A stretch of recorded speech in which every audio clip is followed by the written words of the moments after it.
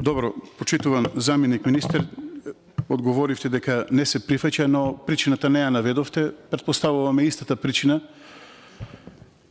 дека доаѓа од страна на опозицијата.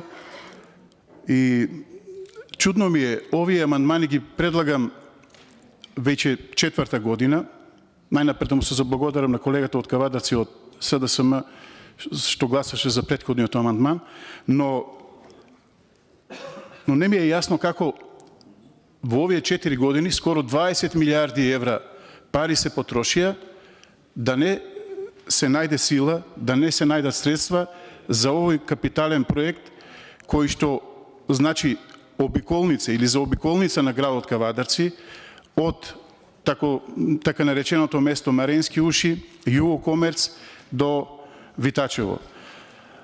Имате пари за проект за изградба на автопатишта без проекти како што е Бехтел и Енка и така натаму. Имате пари за секакви сомнителни тендери и криминали, но немате пари за Кавадарци, за овој капитален проект обиколницата.